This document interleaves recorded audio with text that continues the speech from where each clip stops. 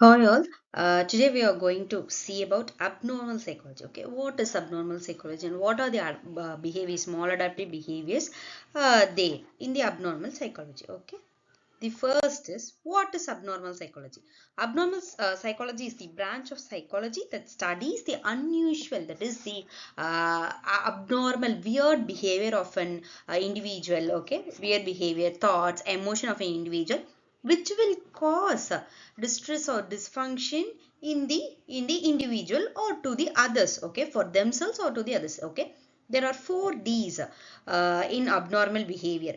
To find out the abnormal behavior, we can use this 4 Ds. The first one is deviance. Okay, deviance is nothing that the behavior that deviates from social or cultural or statistical norms of a society. For example, wearing winter clothes in the extreme summer without any reason. Okay, that is the deviance. Okay, next is the behavior that causes emotional pain or psychological suffering to the individual. Okay, for example, a person with depression experiencing constant if a person is having a depression, he or she will have constant sadness, hopelessness and crying spells. Okay, this is the distress. The next one is dysfunction. Dysfunction is nothing but the behavior that interferes with the daily functioning, such as work, studies, relationships, or self-care, etc. Okay. For example, a student with a social anxiety disorder avoids college. Okay, he or she will have that fear or anxiety to go to college or school, and they will stop attending the classes because of their anxiety. Okay, the next is danger. The danger that is that we all know, danger is something that the behavior possesses a risk of harm to oneself or to others. It can be to themselves or to others. For example, a person, an individual with suicidal thoughts or self-harming behavior. Okay, that is the danger here. Okay, the next is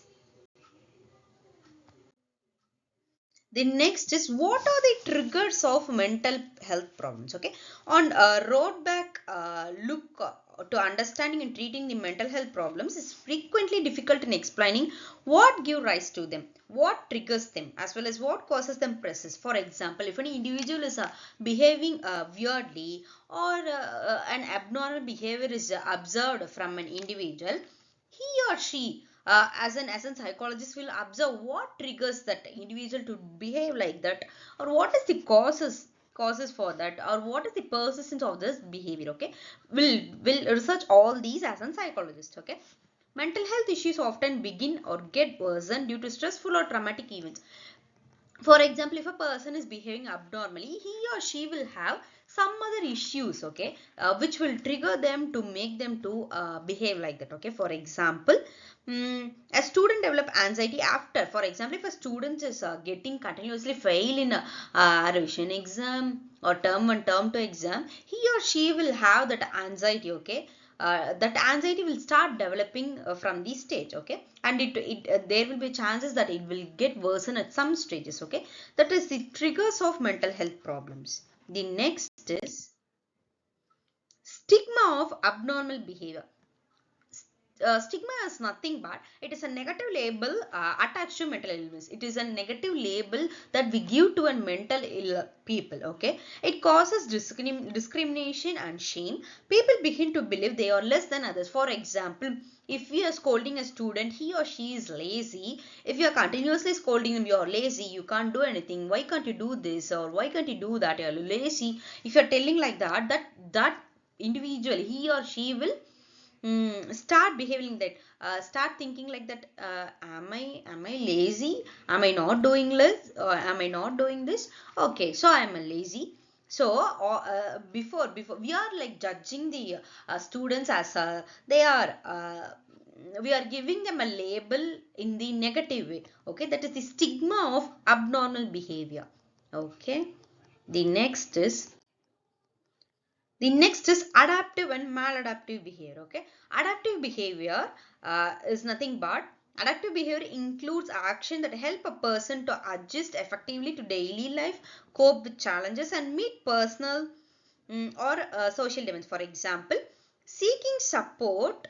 Uh, from a friend or a counselor during stress. Okay, this is adaptive behavior is nothing but we can do our daily routines or we can proper functionally in a day to day life, but still it affect our day to day routines or whatever we are focusing and whatever we are concentrating, it will surely affect them in some point of view. Okay, that is the adaptive behavior. The next is the maladaptive behavior. Maladaptive behavior is nothing but maladaptive behaviors includes actions that prevent a person from functioning effectively or coping with day to day life situations. Okay, for example, adaptive behavior is a coping strategy. Okay, whereas maladaptive behavior is that it will affect the individual's daily routines. They can't able to do their work properly, and they can't work efficiently. Okay, for example, avoiding social interactions due to social anxiety, right? Because of the social anxiety, they are avoiding their relations. Okay, so that affect their work or relation or whatever it can be. Okay. Next is maladaptive behavior versus deviant behavior. Maladaptive behavior is called, as we said, maladaptive behavior. It will affect the individuals in the day-to-day life. Okay. That causes personal distress, reduces daily functioning. Okay. Whereas deviant behavior is deviant when it differs from social or cultural norms. It is unusual or statistically rare, but not. It's not harmful, as well as maladaptive behavior is also not harmful. For example, wearing unusual clothing, as we see deviance. Okay, okay, that is unusual clothes, winter jacket in the extreme summer. Okay, that is socially odd, but that's not a harmful behavior. Okay, that's what they are trying to tell. Yeah. Thank you.